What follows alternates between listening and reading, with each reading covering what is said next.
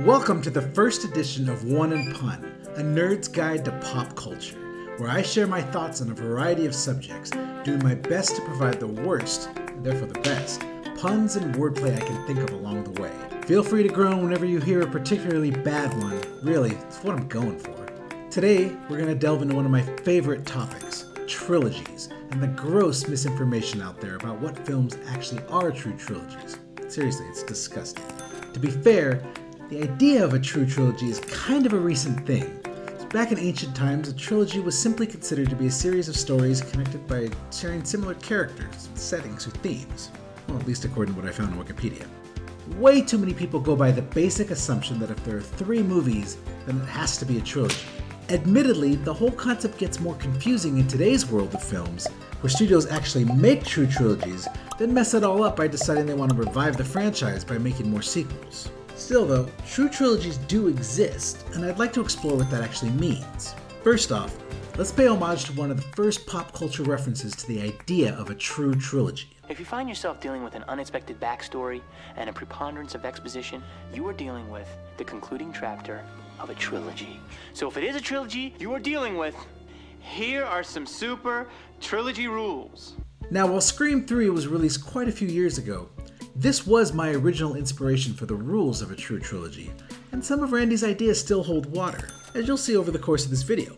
Of course, if you don't agree with me, feel free to abandon ship whenever you please. Alright, so jumping in. Overall, a true trilogy follows the basic 3-act story, each act being a standalone film. The first act has the job of setting up the world the story will take place in, establishing the rules everything that follows will play by, and of course, introducing us to the characters whose journeys we're going to follow over the course of 3 films. The first film has to launch the franchise, be successful enough to warrant a sequel, manage to tie things up reasonably well so if it does not get a sequel, it will stand alone on its own right, yet also leave some dangling plot threads for a sequel to pick up. Needless to say, that first movie is required to be a little better than so-so. The job of the second film is to advance the story in new directions, introduce new complications and stakes not known in the first film. By the way, in this case, we want those stakes well done, making sure not to burn the audience. And set up suspense for the climax in the final film. The second film gets to have a little more fun, more plot development, action scenes, humor, so they really don't have to worry about tying everything up the way the finale does. In a true trilogy, the final film really is the workhorse, as it has the job of racing all the plot lines established in the prior 2 films to their proper conclusions, trotting the heroes and villains to the end of their character arcs, and crossing the finish line with a conclusion that feels satisfying. That's why many third films meet with such criticism. They have a lot of expectations set by the previous 2 installments, and the vision the fans have for the end often doesn't match what the creators have in mind, hence all the naysayers. Now you might be thinking, well, a lot of franchises with 3 movies do these things. Why don't you consider them trilogies? The answer is because nowadays there are certain rules that true trilogies either consciously or subconsciously follow, and that's what really defines them as a trilogy. Now bear in mind there are more examples out there that I'm not going to mention, but I've chosen some that are probably the most well known and have the easiest examples from my points.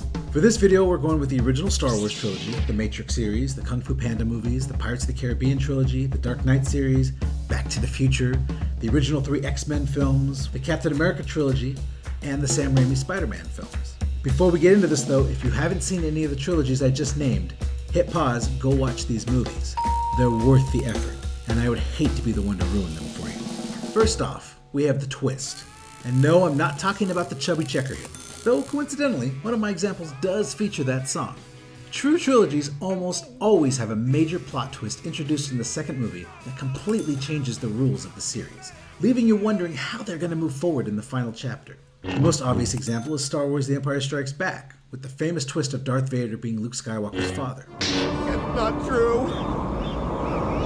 That's impossible! This reveal sent audiences reeling outside of theaters in the 80s, wondering at the truth of the statement, and whether it meant Luke was destined to follow his father down the dark path. In The Matrix Reloaded, the twist is when we learn that Neo's power extended outside the Matrix, when he's able to shut down the machines coming to destroy the Nebuchadnezzar.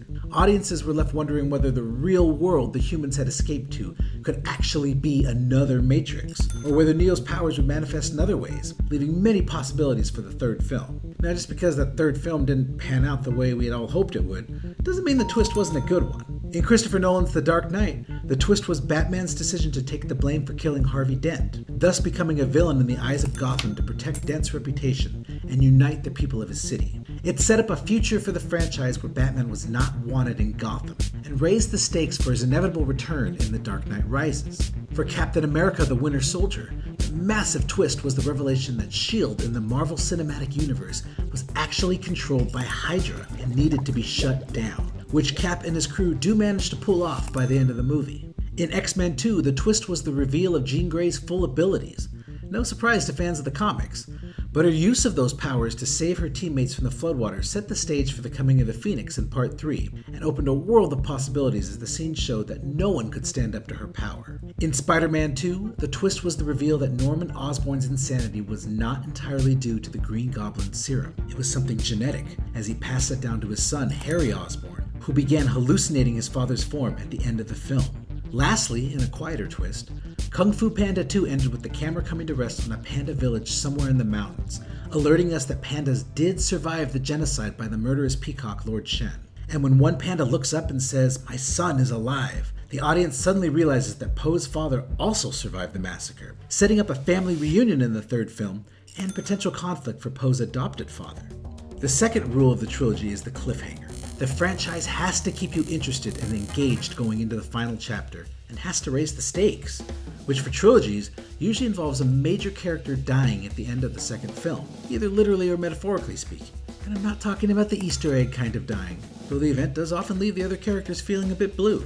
Does this always mean that character is out of the series? No, because most of the examples find a way to do this without killing a character, leaving their fate in the air, so you don't know what is going to happen to them when we get back to the final chapter. Again, Star Wars has the clearest example, as The Empire Strikes Back ends with Han Solo frozen in carbonite, putting him literally in a state between life and death. Back to the Future 2 pulls it off by having Doc and the time machine struck by lightning, leaving nothing behind but the smoking license plate of the DeLorean. Sure, we quickly find out he is stuck in the Old West, but Marty's without a time machine and stuck in 1955.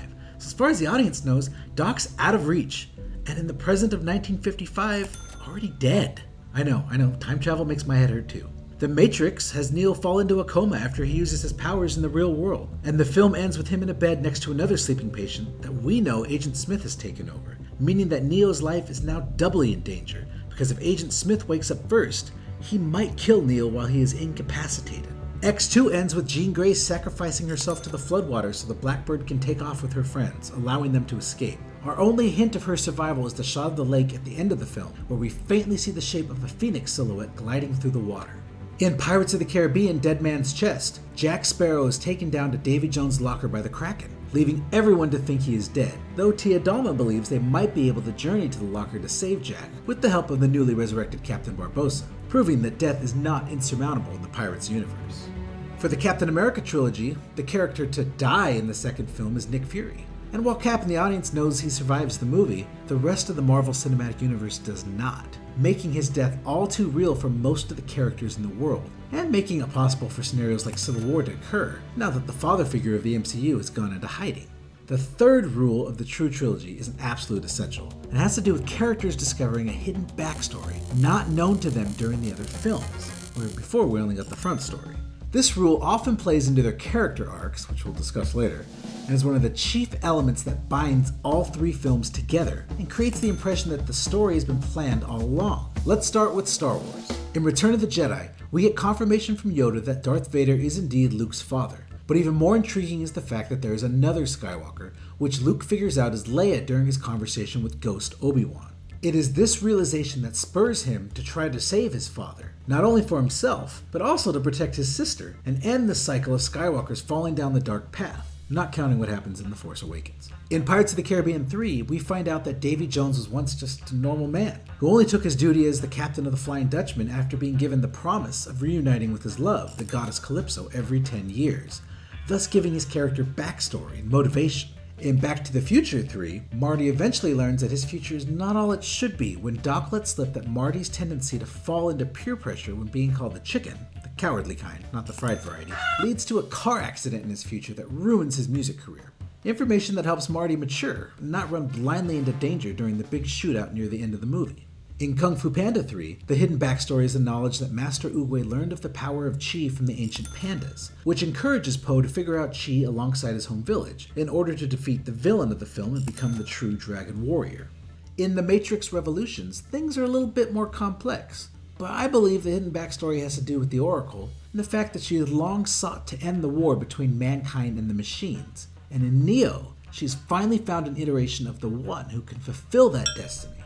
In other words, in Part 1, she found the one version of the One that would allow her to end the cycle for once, and allow her to claim that she finally won, in case you were wondering. For X-Men The Last Stand, the backstory is simple enough, especially since they opened the movie with it. Real subtle there, Brett Ratner. It's all about how Jean Grey has had the power of the Phoenix within her all along, thus making her a threat ever since the day Professor X and Magneto first recruited her. Sam Raimi's Spider-Man 3 has a similarly easy to spot backstory, and one that I did not particularly enjoy as it rewrote the history of Peter's origin story, putting Flint Marko, aka the Sandman, there on the day Uncle Ben died, and making Marko the man who accidentally killed Peter's uncle, thus setting Peter on the path to becoming Spider-Man. And lastly, in Captain America Civil War, the hidden backstory once again found in the opening of the movie, but in this one they smartly did not reveal the significance of the scene till later in the film, revolves around the fact that Bucky Barnes, the Winter Soldier, is the man who assassinated Tony Stark's parents, thus becoming the final nail in the coffin, ending the friendship between Tony and Steve Rogers, and instigating the final battle between the two heroes. As all these examples suggest, this hidden backstory goes a long way toward tying all the films together, though not nearly as much as the next example.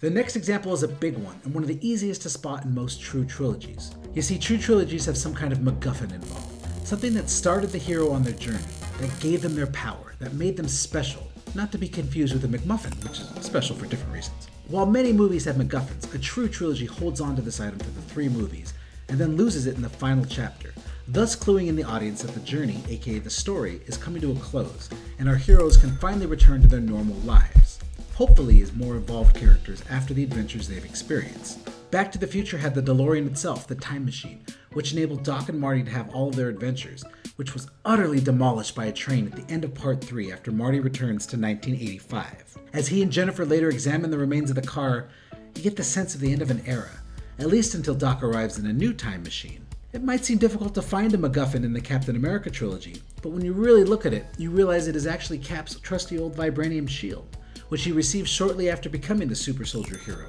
and remains with him through his hibernation in the ice and through all his adventures in the present. It is the symbol of his heroism, his courage, and the man he always wanted to be. Nothing says Captain America quite like that shield. And then, at the end of Captain America Civil War, Iron Man tells him he doesn't deserve it, as it was made by Tony's father, Howard Stark, and Steve drops the shield, losing the MacGuffin, completing the trilogy rule, and letting us know Steve is going to become a new kind of hero now. For Pirates of the Caribbean, the MacGuffin is not exactly an item, but something a lot bigger. Yep, the Black Pearl itself is the MacGuffin of the series, the ship that spurs all of Jack's adventures, gets the crew out of any number of tight spots, and represents Jack's ultimate goal of freedom on the open seas.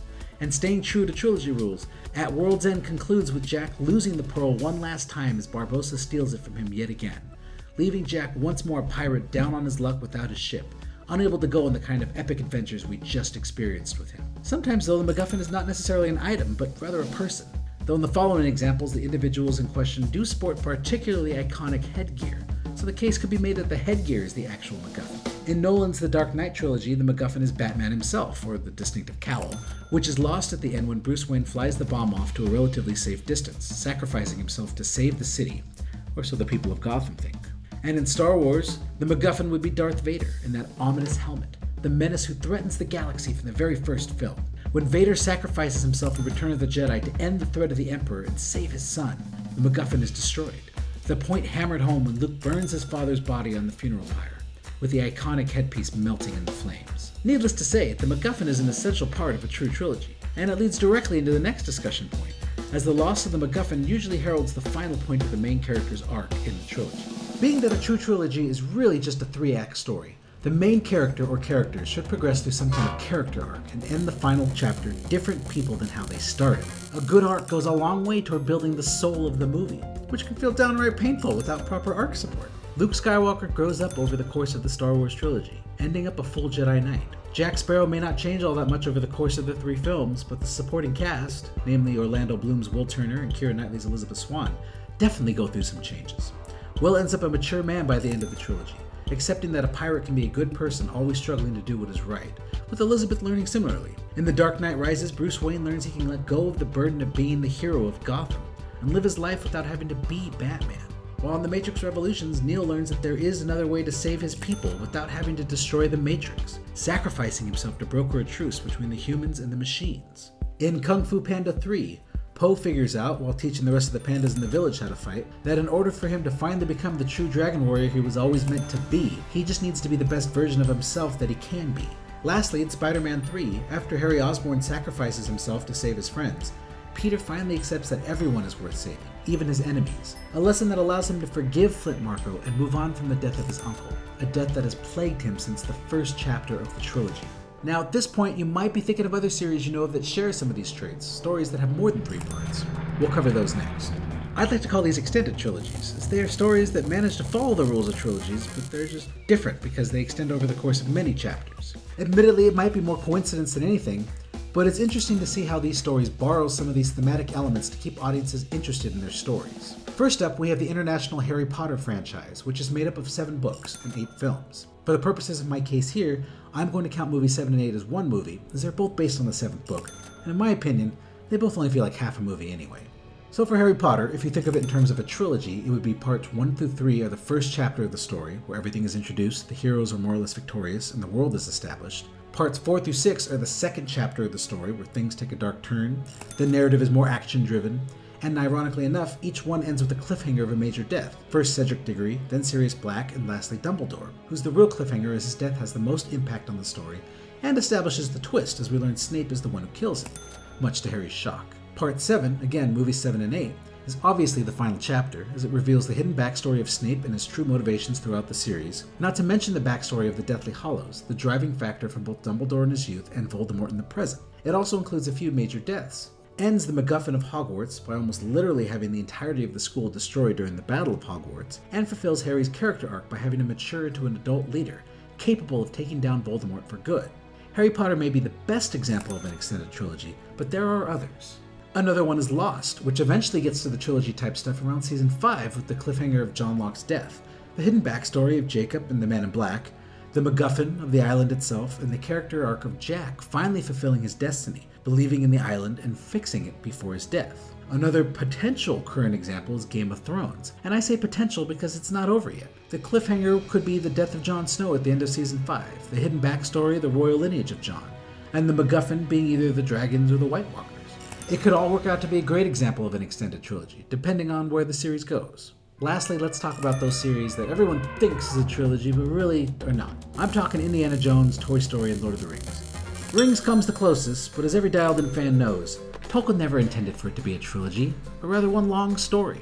So I've made the call not to think of it that way. The only major character death is Boromir. There's not much of a cliffhanger at the end of the second act, unless we're talking books, the second of which ends with Frodo's death at the hands or arms of Shelob. And while The Ring is an obvious MacGuffin, it just doesn't quite work as a true trilogy. Indiana Jones is more of an episodic series, and even though there are originally 3 of them, they were never written as a trilogy. No cliffhangers, no deaths, no hidden backstories, not even really much of a character arc. They're just fun movies, at least until you get to the god-awful 4th movie, which really alienated audiences. As for Toy Story, it too almost works if you think of Andy as the MacGuffin that the toys were always trying to get back to, that they then have to give up at the end of part 3, and their arc being their ability to move on. But again, there's no deaths, no cliffhangers, no twists, they're just good movies. Were written more as standalone films than as one interconnected trilogy. In other words, no assembly required. So to review, a true trilogy has some very clear rules that are followed, and are not as common as most people believe. They follow the 3-act structure, they include a cliffhanger at the end of the second act, usually have some kind of character death that occurs, have a twist that is revealed in the 2nd or 3rd chapter, a hidden backstory that comes to light toward the end, a character arc that concludes during the 3rd act, a MacGuffin that is usually lost, destroyed, or let go by the finale, and a semi-satisfying conclusion that wraps it all up at the end. Alright, so that's it for the first edition of One and Pun. With any luck, you enjoyed this examination of true trilogies and what exactly that means, and hopefully you'll come back next time for my overview and defense of the Lost finale. Make sure to check out the other videos on the Addictive Media channel, and as always, make sure to like, comment, and subscribe below. See you again soon!